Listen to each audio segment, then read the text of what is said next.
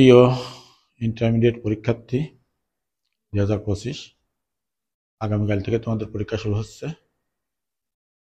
তো পরীক্ষায় ভালো করার কিছু বিষয় আছে, যেগুলো হচ্ছে মাথা ঠান্ডা রাখা। আসলে যদি দুশ্চিন্তাগ্রস্ত হও, তবে দুশ্চিন্তার কিছু কিছু ডালপালা গজায়।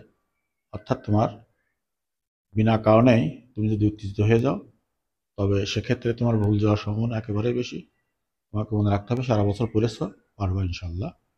আর প্রথম দেখাতে আসলে প্রশ্নটা অনেকটা কঠিন মনে হয়, যেহেতু তুমি মাথায় একটা এক্সট্রা বোঝা নিয়েই ঢুকছো।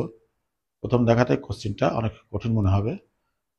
তো আস্তে আস্তে তোমাকে পড়তে হবে। পড়ে দেখবা প্রথমবার সহজ হয়ে গেছে, আরেকবার পড়বা অধিকতর সহজ মনে হবে, আরেকবার পড়বা তখন দেখবো আরো বেশি সহজ হয়ে গেছে। এবং মাথা ঠান্ডা রেখে তোমরা উত্তরগুলো লেখা শুরু করবা। কখনো কোনো অবস্থাতেই উত্তেজিত ব্রেনে পরীক্ষা লেখা শুরু করবো না। একটা বিশ্বাস রাখতে হবে, তুমি পড়েছো, তুমি পারবা। আর একটা বিষয় মনে রাখতে হবে যে কোশ্চেনটাকে সাধারণত 3 ভাগে ভাগ করা হয়। এখানে 60 ভাগ কোশ্চেন একেবারে সাধারণ মানের হয়, যেন সাধারণ ছেলেমেয়েরা সবাই উত্তর দিতে পারে। আর যে 20 ভাগ, এটা যারা একটু পড়াশোনা করেছে তারা এটা উত্তর দিতে পারবে। তার মানে হলো, তুমি যদি একটু ভালো করে পড়াশোনা করো, তুমি ইজিলি 80 মার্কের অ্যান্সার করতে পারবা।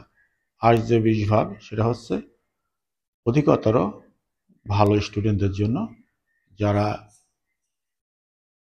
এক্সট্রা মেরিটোরিয়াস অথবা অত্যাধিক পড়াশোনা করেছে। এই 20 মার্ক তাদের জন্য।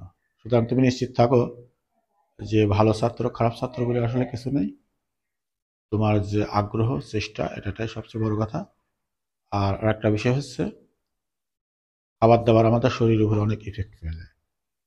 ঘুম এটা একটা অনেক ইফেক্ট ফেলে। আজকে রাত্রে খুব একটা যে বেশি পড়ার প্রয়োজন এটা না, তোমাকে ফ্রেশ একটা ঘুম দিতে হবে। 1, 2 হচ্ছে আগের রাত্রে আজকে এখনই তোমাকে আগামীকালকে যে পরীক্ষা কি নিয়ে যাবা, কি নিতে পারবা না, এগুলো আজকেই গুছিয়ে রাখবা। পরীক্ষার আগে কখনো কোনোভাবে তাড়াহুড়া করা যাবে না। এরপরে হচ্ছে খাদ্য খাবারের বিষয়টা আছে। খাদ্য খাবার আমাদের শরীরের উপর অনেক প্রভাব ফেলে, সুতরাং উত্তেজক কোনো খাবার খাওয়া যাবে না। যেমন মাংস জাতীয় খাবার, এগুলো ত্যাগ করাই ভালো। ডিম জাতীয় খাবার, এগুলো ত্যাগ করা ভালো। ফাস্ট ফুড তো অবশ্যই না।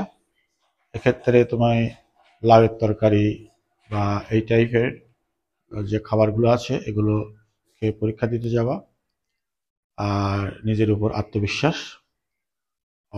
আর হচ্ছে সর্বশেষ যে কথাটা, সেটা হচ্ছে কৌশল। আসলে পড়া অর্ধেক, আর স্ট্র্যাটেজি বা কৌশল অর্ধেক। তুমি খুব বেশি পড়েছো, ভালো রেজাল্ট করবে এরকমটা না। তুমি যদি খাতায় সেটা ঠিকমতো উপস্থাপন না করতে পারো, তোমার খাতাটা সাজানো থাকতে হবে, যেন একজন শিক্ষক দেখলেই তার মনটা ভালো হয়ে যায়, না এই ছেলে মেয়েটা খাতাটা ভালো করে লিখেছে, পরিষ্কার পরিচ্ছন্ন যেটা বলছি। আর কাটাকাটি, ওভার রাইটিং, এগুলো যতদূর সম্ভব পরিহার করতে হবে। তো এই বিষয়গুলো তোমরা নিজেরাও জানো। তারপরে তোমাদের পরীক্ষার আগের দিন যেহেতু এগুলো স্মরণ করে দিচ্ছি, তো আশা করছি সবার পরীক্ষা ভালো হবে এবং সবার প্রতি দোয়া থাকলো। আসসালামু আলাইকুম।